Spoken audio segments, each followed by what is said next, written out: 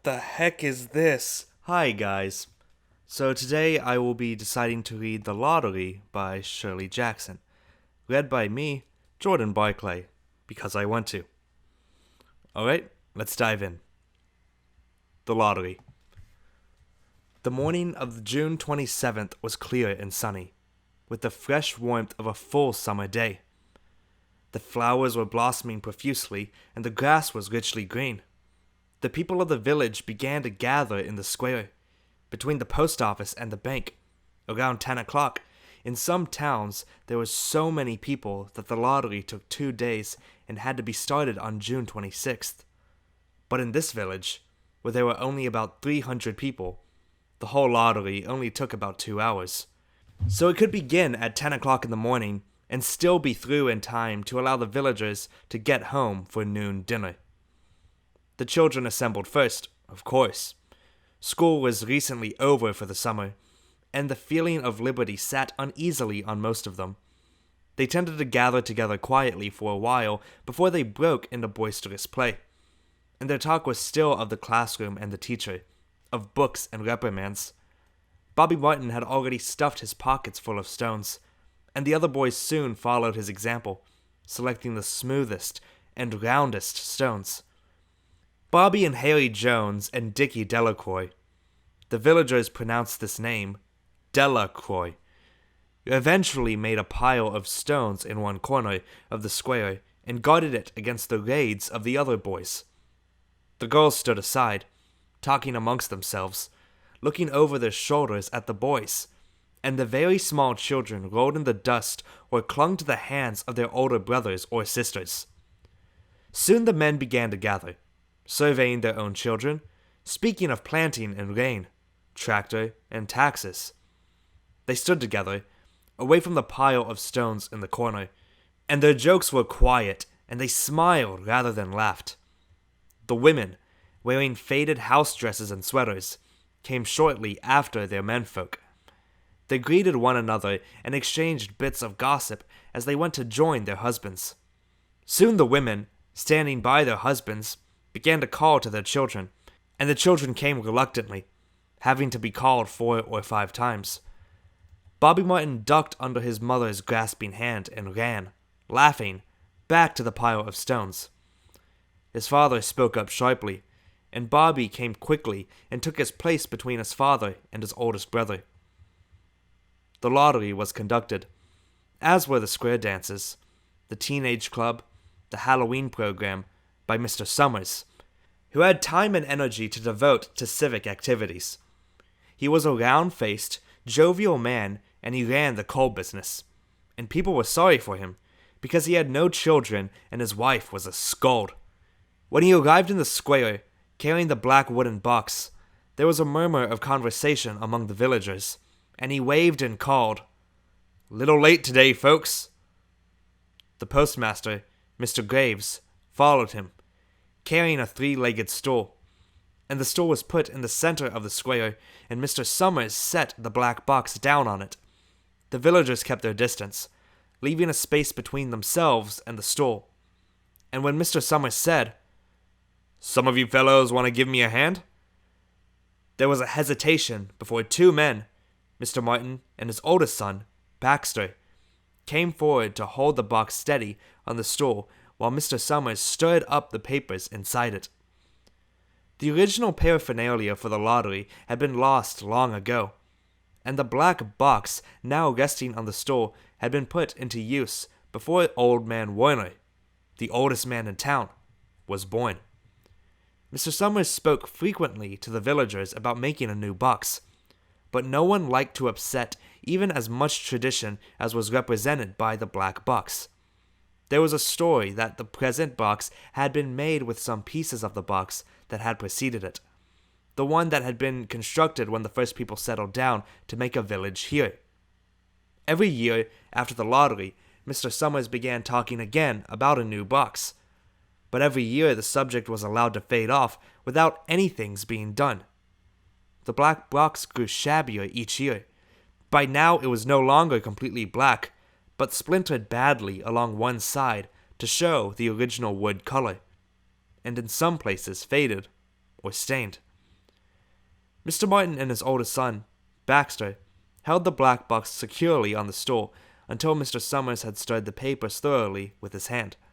Because so much of the ritual had been forgotten or discarded, Mr. Summers had been successful in having slips of paper substituted for the chip of wood that had been used for generations. Chips of wood, Mr. Summers had argued, had been all very well when the village was tiny. But now that the population was more than 300 and likely to keep on growing, it was necessary to use something that would fit more easily into the black box. The night before the lottery, Mr. Summers and Mr. Graves made up the slips of paper and put them into the box, and it was then taken to the safe of Mr. Summers' coal company and locked up until Mr. Summers was ready to take it to the square next morning. The rest of the year, the box was put away. Sometimes one place, sometimes another. It had spent 1 year in Mr. Graves' barn and another year underfoot in the post office. And sometimes it was set on a shelf in the Martin grocery and left there. There was a great deal of fussing to be done before Mr. Summers declared the lottery open. There were lists to make up, of heads of families, heads of households in each family, members of each household in each family. There was the proper swearing in of Mr. Summers by the postmaster, as the official of the lottery.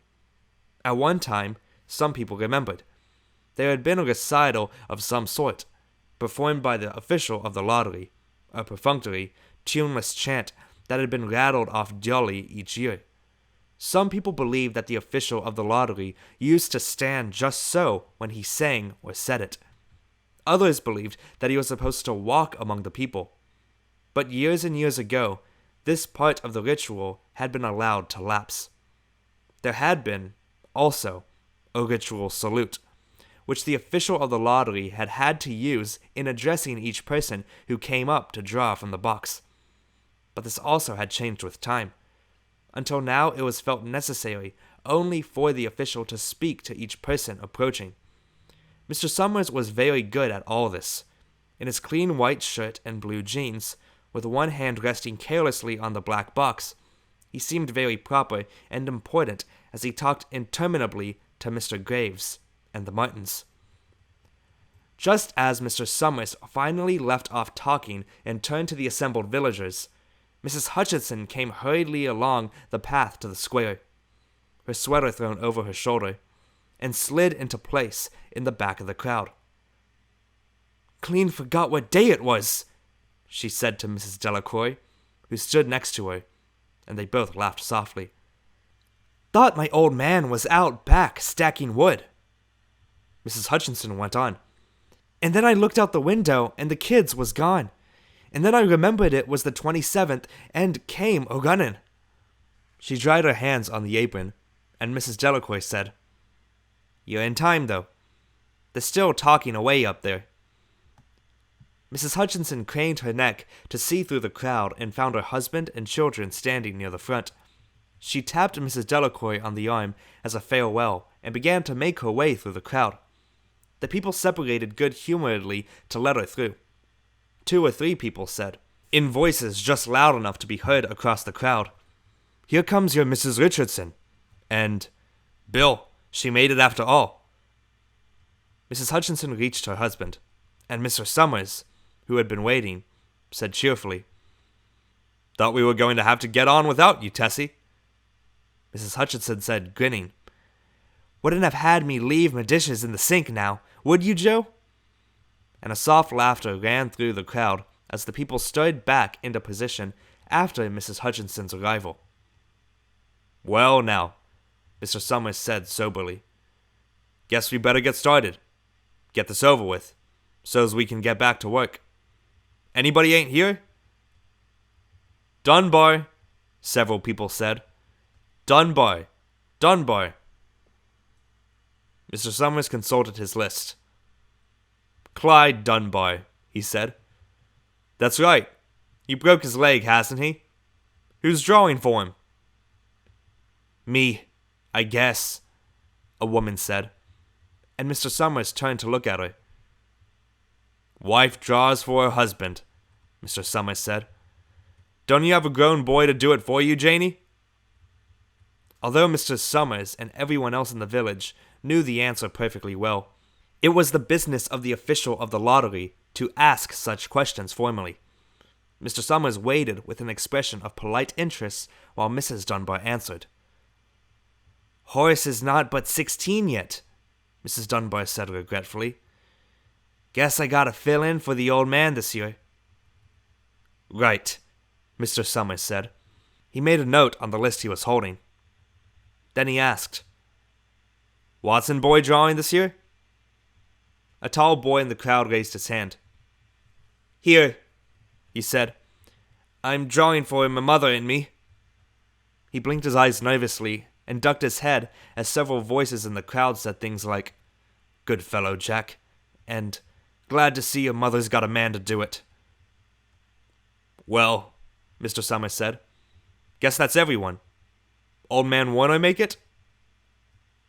"Here," a voice said, and Mr. Summers nodded.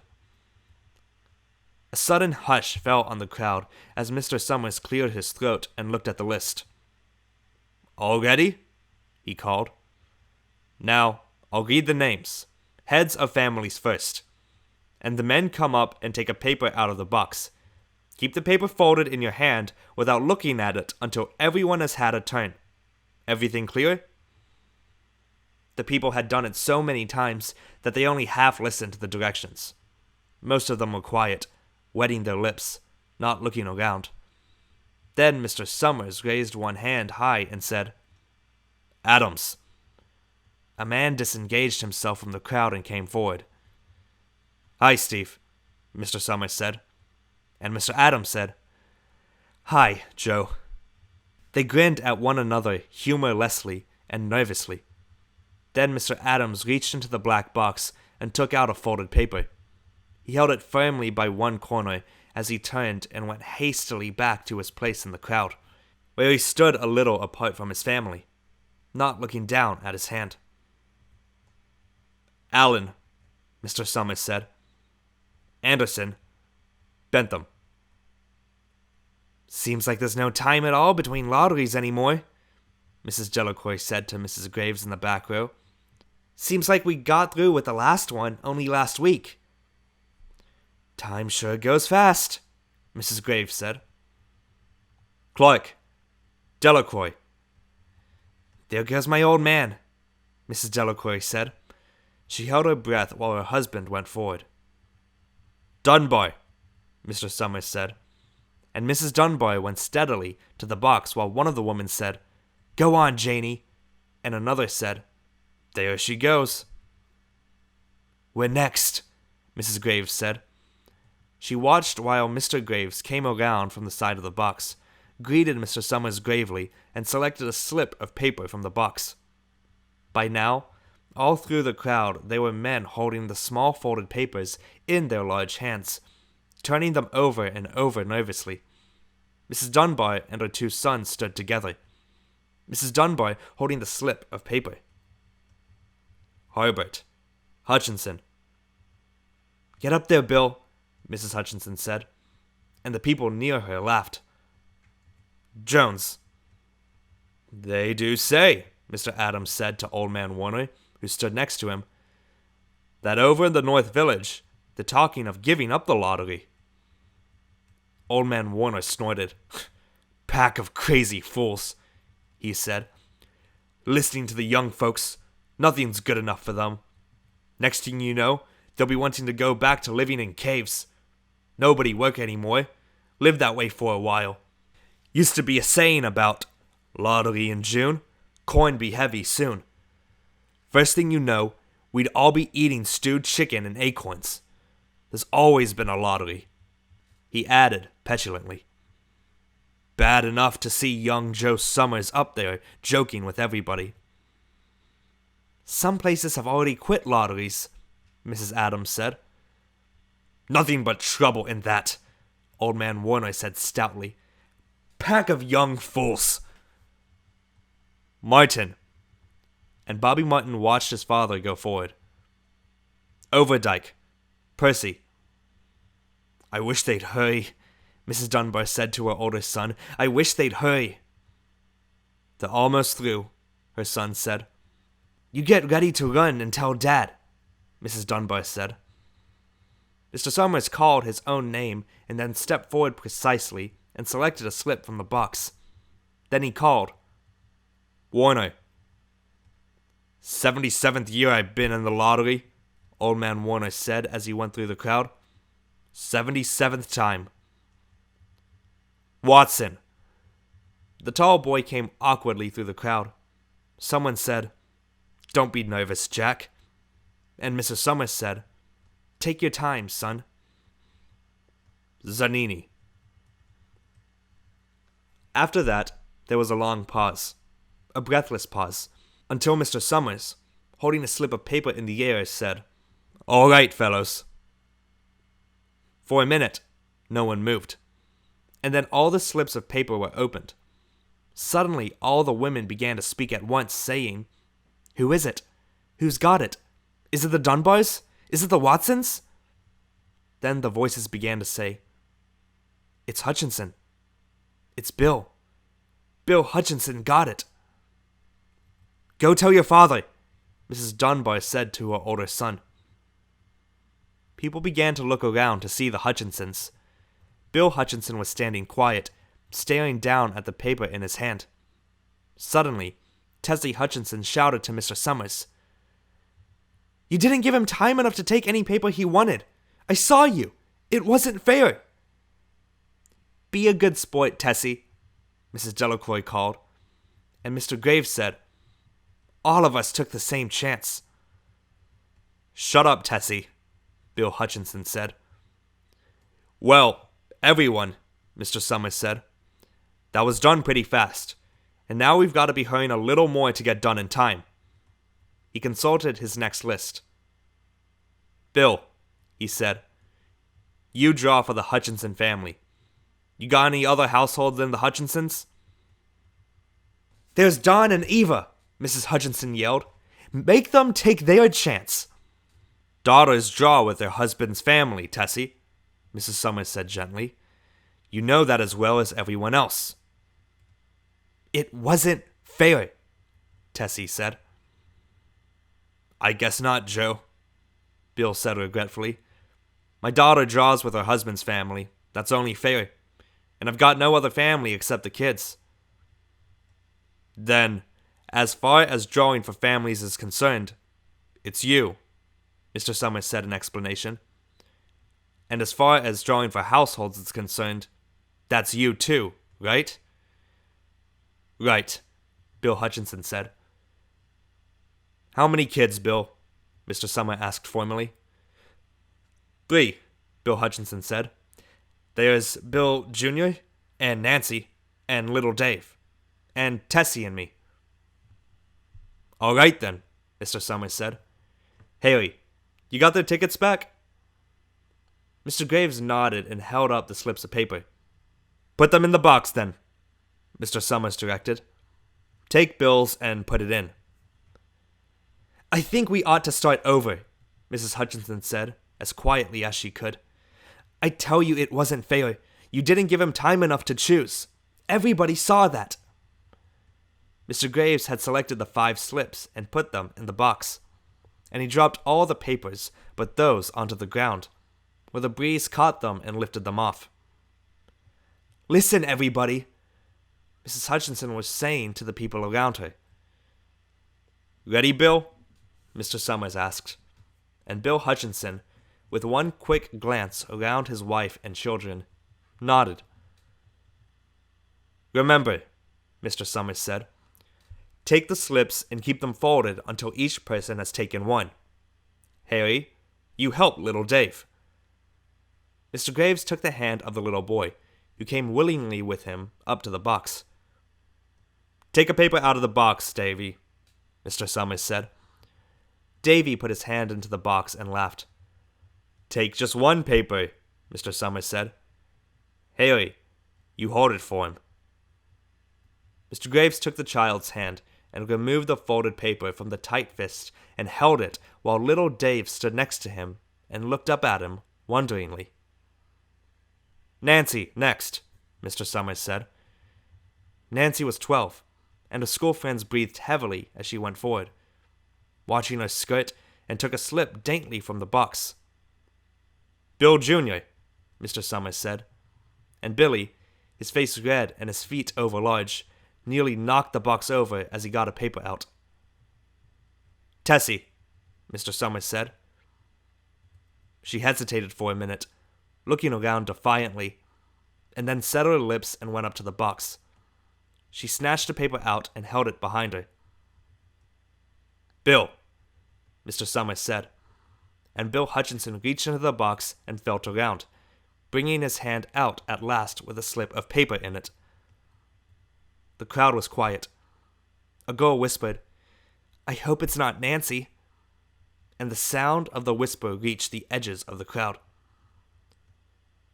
"It's not the way it used to be," Old Man Warner said clearly. "People ain't the way they used to be." "All right," Mr. Summers said. "Open the papers. Harry, you open little Dave's." Mr. Graves opened the slip of paper, and there was a general sigh through the crowd as he held it up and everyone could see that it was blank. Nancy and Bill Jr. opened theirs at the same time, and both beamed and laughed, turning around to the crowd and holding their slips of paper above their heads. "Tessie," Mr. Summers said.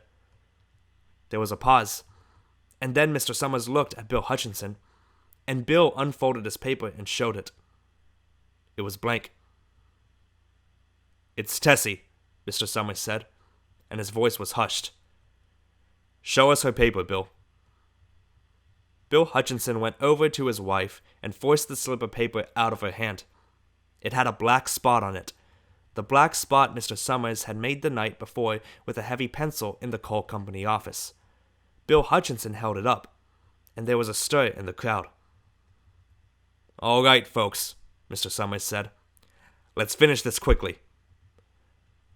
Although the villagers had forgotten the ritual and lost the original black box, they still remembered to use stones. The pile of stones the boys had made earlier was ready. There were stones on the ground with the blowing scraps of paper that had come out of the box. Mrs. Delacroix selected a stone so large she had to pick it up with both hands and turned to Mrs. Dunbar. "Come on," she said. "Hurry up." Mrs. Dunbar had small stones in both hands, and she said, gasping for breath, "I can't run at all. You have to go ahead and I'll catch up with you." The children had stones already, and someone gave little Davy Hutchinson a few pebbles. Tessie Hutchinson was in the center of a clear space by now, and she held her hands out desperately as the villagers moved in on her. "It isn't fair," she said. A stone hit her on the side of the head. Old Man Warner was saying, come on, everyone." Steve Adams was in the front of the crowd of villagers, with Mrs. Graves beside him.